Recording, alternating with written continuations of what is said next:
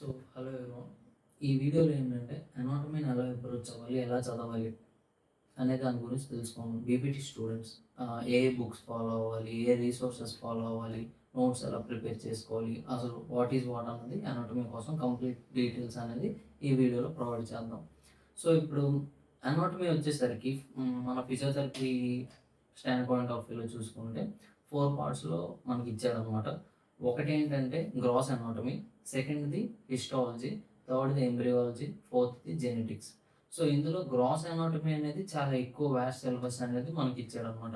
ఇందులో ఏంటి upper limb, lower limb, head and neck, abdomen, thorax, అలానే న్యూరో అనాటమీ, ఇవన్నీ కలిపి గ్రాస్ అనాటమీ కింద వస్తాయి. అలానే నెక్స్ట్ హిస్టాలజీ. హిస్టాలజీలో ఏముంటాయి, నార్మల్గా మనకి మోస్ట్లీ హిస్టాలజీ అనేది ఫిజియోథెరపీ స్టూడెంట్స్కి ప్రాక్టికల్ పర్పస్లో ఎక్కువ అడుగుతుంటాడు అనమాట. లైక్ ఆ స్లైడ్స్ని ఐడెంటిఫై చేయడం, ఏ టిష్యూ అది, అలా ఏ బోన్ యొక్క మైక్రోస్కోపిక్ స్ట్రక్చర్ ఎలా ఉంటుంది. సో అలాంటివి మనకి ప్రాక్టికల్లో ఎక్కువ అడుగుతుంటాడు అనమాట. అలానే ఎంబ్రియాలజీ, జెనెటిక్స్, ఈ రెండింటి కోసం కూడా ఎక్కువ సిలబస్ అయితే లేదు ఫిజియోథెరపీ స్టూడెంట్స్కి. ఎంబ్రియాలజీ, జెనెటిక్స్ అనే దానిపైన ఎక్కువ సిలబస్ అయితే లేదు. జస్ట్ సమ్ టాపిక్స్ కొన్ని చదువుకుంటే సరిపోద్ది అనమాట. నెక్స్ట్ ఇప్పుడు అసలు అనాటమీ ఎన్ని మార్క్స్కి, థియరీ ఎన్ని మార్క్స్, ప్రాక్టికల్ ఎన్ని మార్క్స్. సో థియరీ వచ్చేసరికి 100 మార్క్స్కి థియరీ. సో అందులో మనం థియరీ రిటర్న్ ఎగ్జామ్ అనేది 80 మార్క్స్ కండక్ట్ చేస్తారు. అండ్ రిమైనింగ్ 20 మార్క్స్ అనేవి ఇంటర్నల్ మార్క్స్ అనమాట. సో అలానే ప్రాక్టికల్ వచ్చేసరికి 100 మార్క్స్కి, అందులో 20 marks internal, 80 marks practical examination అనమాట. సో ప్రాక్టికల్లోనే వైవా కూడా ఉంటుంది. At the same time record రాసినందుకు ఒక 10 మార్క్స్ అనేది రికార్డ్ కోసం ఉంటుంది అనమాట. సో రిమైనింగ్ అంతా ప్రాక్టికల్, స్పాటర్స్ ఐడెంటిఫై చేయడం, ఇవన్నీ కూడా ఉంటాయి అన్నమాట. లైక్ బోన్స్ పెడతారు, అది ఏంటి అని ఐడెంటిఫై చేయమంటారు. లేదంటే ఒక లోవర్ లింబ్ పెట్టి ఒక మజిల్ దగ్గర పిన్ చేసి ఇదేంటి like identify the structure and pin structure అన్నట్టయినా అడగొచ్చు. లేకపోతే ఆర్గాన్ ఏదైనా పెట్టి అదే ఆర్గాన్ దానికి ఆర్టీరియల్ సప్లై ఏముంటుందని స్పాటర్స్ రూపంలో ప్రాక్టికల్లో అడుగుతాడు. నెక్స్ట్ వచ్చేసరికి రీసోర్సెస్. అసలు చాలామందికి మెయిన్ డౌట్ ఏంటంటే ఏ టెక్స్ట్ బుక్స్ ఫాలో అవ్వాలి, ఎలా చదవాలి అనాటమీ అని చాలామందికి డౌట్ ఉంటుంది. సో అనాటమీ వచ్చేసరికి మేము ఫస్ట్ ఇయర్లో ఉండేటప్పుడు ఫాలో అయ్యే బుక్స్ ఏంటంటే విశ్రమ్ సింగ్, ఇంకా బీడీ చౌరస్య. సో కొన్ని టాపిక్స్ అనేవి బీడీ చౌరస్యలో చదివాము, కొన్ని టాపిక్స్ అనేవి విశ్రమ్ సింగ్లో చదివాము. సో మీరు అది ఫాలో అవ్వచ్చు, మంచి బుక్స్ ఆ రెండు కూడా. సో అలానే నెట్టర్స్ అట్లాస్ అని ఒకటి ఉంటుంది, అట్లాస్ బుక్. సో అందులో ఏంటంటే డయాగ్రామ్స్ అన్నీ ఉంటాయి అన్నమాట. చాలా డీటెయిల్ డయాగ్రామ్స్ అనేవి అందులో ఉంటాయి. సో మనం అనాటమీ చదివేటప్పుడు పక్కన అట్లాస్ పెట్టుకొని కోరిలేట్ చేసుకుంటూ చదువుకుంటే చాలా బాగా అర్థమవుతుంది అనమాట. సో అదొకటి యూజ్ అవుద్ది. అలానే ఒకవేళ ఎవరికైనా అనాటమీ ఇన్డెప్త్గా చదవాలి అని ఒకవేళ ఇంట్రెస్ట్ ఉండేవాళ్ళు ఏంటంటే గ్రేస్ అనాటమీ ఫర్ స్టూడెంట్స్ అని ఒక టెక్స్ట్ బుక్ ఉంటుంది అనమాట. సో అందులో ఇంకొంచెం డీటెయిల్గా ఉంటుంది లైక్ ప్రతి టాపిక్ కోసం. సో అది చూస్తే చూడొచ్చు, కానీ అందరి కోసం కాదు. ఎవరికైతే బాగా ఇంట్రెస్ట్ ఉంటుంది, ఓకే నేను అన్ని చదివేసాను ఇంకొంచెం బాగా డెప్త్గా తెలుసుకోవాలనుకుంటున్నాను అనుకున్న వాళ్ళు అయితే కన్సిడర్ చేయొచ్చు ఆ బుక్ని. సో ఇది బుక్స్ అనమాట. సో విశ్రమ్ సింగ్, ఇంకా బీడీ చౌరస్య, నెక్టర్స్ అట్లాస్, అలానే grace anatomy for students.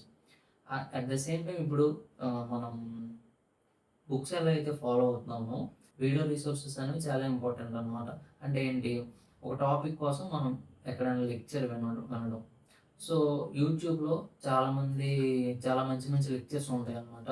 So నేనైతే స్పెషల్గా ఏం మెన్షన్ చేయట్లేదు, కానీ వన్స్ ఒక టాపిక్ ఏదైనా డౌట్ ఉన్న టాపిక్ సెర్చ్ చేస్తే ఆటోమేటిక్గా వస్తుంది. గో త్రూ చేసి ట్రయల్ అండ్ ఎర్రర్లో మీకు ఏది అర్థమవుతుంది బాగా అనేది చూసుకొని ఆ ఛానల్ ఫాలో అయినా బాగానే ఉంటుంది. కెన్ హబ్ లెక్చర్స్ అని ఉంటాయి, అలానే జవహర్ ఎంబీబీఎస్ అని ఉంటుంది. సో అలా డిఫరెంట్ ఛానల్స్లో అనాటమీ వీడియోస్ కూడా ఉన్నాయన్నమాట. సో యూట్యూబ్లో మీరు ఫాలో అవ్వచ్చు. అలానే కొన్ని యాప్స్ కూడా ఉంటాయి లైక్ 3D స్కెలిటన్ యాప్స్ అనమాట అవి. సో అందులో ఏంటంటే బోన్స్ని చూడవచ్చు త్రీ డీ వ్యూలో, లైక్ అలా. సో కొన్ని ఫ్రీ యాప్స్ ఉంటాయి, కొన్ని పెయిడ్ సబ్స్క్రిప్షన్ యాప్స్ ఉంటాయి అన్నమాట. సో ఇన్ కేస్ ఒకవేళ మీకు బాగా ఇంట్రెస్ట్ ఉంటే అది కూడా సబ్స్క్రైబ్ చేసి మరి చూడొచ్చు. లేదంటే ఫ్రీగా ఏమేమి అవైలబుల్గా ఉన్నాయో ఆ టాపిక్స్ అయినా చదువుకోవచ్చు. సో యాప్స్, అలానే యూట్యూబ్ వీడియోస్ అండ్ బుక్స్, ఈ 3 అనేవి రిసోర్సెస్ అనమాట. నోట్ మేకింగ్, అసలు అనాటమీ చదివాము, కానీ అనాటమీ అనేది చాలా వాస్ట్ సిలబస్. ఇప్పుడు టెక్స్ట్ బుక్ ఓపెన్ చేసి చదివి మళ్ళీ అలా అలా కొన్ని డేస్ అయిన తర్వాత ఆటోమేటిక్‌గా మర్చిపోతాం అనమాట. సో టైమ్ టు టైమ్ మనం చదివింది రివైజ్ చేస్తూ ఉండాలనమాట. సో రివైజ్ చేయాలంటే ప్రతిసారి టెక్స్ట్ బుక్‌లో ఇన్ డీటెయిల్‌గా ఇచ్చిన పాయింట్స్ అన్నీ గుర్తుండవు ఎవరికీ. సో మనం మెయిన్ పాయింట్స్ తీసి ఎగ్జామ్ పాయింట్ ఆఫ్ వ్యూలో ఎగ్జామ్‌లో మనం ఎలా ఆన్సర్ రాస్తామో అలా మనం ఒక నోట్స్ అనేది తయారు చేసుకోవాలి ఫస్ట్ నుంచి. సో దానికేంటంటే ఫస్ట్ థింగ్ నోట్స్. సో ఒక టాపిక్ ఏదైనా చదివామనుకోండి, for example shoulder joint. Shoulder joint చదివితే సో టెక్స్ట్ బుక్‌లో ఇచ్చిన సైడ్ హెడ్డింగ్స్ ప్రకారం మనం నోట్స్ అనేది తయారు చేసుకుంటాం. అంటే ఎలా, షోల్డర్ జాయింట్ అని ఉంది. అక్కడ ఇంట్రడక్షన్ ఫస్ట్. షోల్డర్ జాయింట్ అంటే ఏంటి? దాని గురించి. ఒకవేళ లేదంటే పక్కన పెట్టొచ్చు. దాని తర్వాత టైప్ అని ఇస్తాడు. టైప్ అంటే ఏంటి? Like a type of joint? Shoulder joint అని అడుగుతాడు. Shoulder joint is ball and socket variety of the joint. దాని తర్వాత ఏంటి? Articular surfaces. ఆర్టికులర్ సర్ఫేసెస్ అంటే ఏ బోన్స్ ద్వారా ఆ జాయింట్ అనేది ఫామ్ అయింది.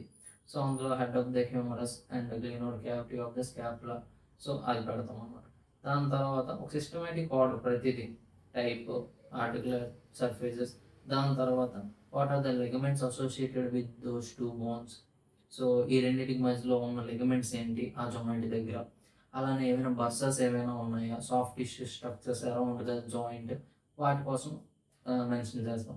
దాని తర్వాత రిలేషన్స్ అనమాట. అనాటమీలో రిలేషన్స్ అనేవి చాలా ఇంపార్టెంట్. అంటే ఒక పర్టికులర్ స్ట్రక్చర్ ఇచ్చామంటే దానికి యాంటీరియర్‌గా ఏముంది, దానికి పోస్టీరియర్‌గా ఏముంది, మీడియల్‌గా ఏముంది, లాటరల్‌గా ఏముంది, సుపీరియర్‌గా ఏముంది, ఇన్ఫీరియర్‌గా ఏముంది అనేది మనకి ప్రతి పార్ట్ కోసం తెలియాలన్నమాట అది. సో రిలేషన్స్ అనేవి చాలా ఇంపార్టెంట్. సో నెక్స్ట్ రిలేషన్స్ కోసం రాసుకుంటాం. దాని తర్వాత ఆర్టీరియల్ సప్లై ఏంటి, దాని తర్వాత బ్లడ్ సప్లై అంటే arterial supply and Venus supply ఏంటి, అలానే నర్వస్ సిస్టమ్ కోసం కూడా రాస్తాం. ఏ నర్వ్స్ ఎనర్వేట్ అవుతున్నాయి ఆ పర్టికులర్ పార్ట్ దగ్గర. అండ్ ఆల్సో దాని తర్వాత వచ్చేసరికి clinical aspect of that particular topic your studying. అంటే ఫర్ ఎగ్జాంపుల్ ఇప్పుడు షోల్డర్ జాయింట్ ఉందనుకోండి, క్లినికల్‌గా ఇప్పుడు ఈ షోల్డర్ జాయింట్‌లో ఏ టైప్ ఆఫ్ కండిషన్స్ రావచ్చు, ఏ టైప్ ఆఫ్ కండిషన్స్ చూడొచ్చు మనం. ఫర్ ఎగ్జాంపుల్ ఫ్రోజన్ షోల్డర్ చూడొచ్చు. సో అదొక క్లినికల్ ఆస్పెక్ట్. అలా డిఫరెంట్ క్లినికల్ ఆస్పెక్ట్స్, ప్రతి టాపిక్‌కి క్లినికల్ ఆస్పెక్ట్ అనేది చాలా ఇంపార్టెంట్. అది పక్కాగా రాసుకోవాలనమాట. సో ఇక్కడ ఫర్ ఎగ్జాంపుల్ స్టూడెంట్స్ ఎల్బో అని అంటాం. సబ్ సబ్బోలిక్ నాన్ బర్సైటిస్‌ని, అలానే లాటరల్ ఎపికాండిలైటిస్, మీడియల్ ఎపికాండిలైటిస్, అలా డిఫరెంట్ క్లినికల్ ఆస్పెక్ట్స్ అనేవి అనాటమీలో చదువుకోవాలనమాట.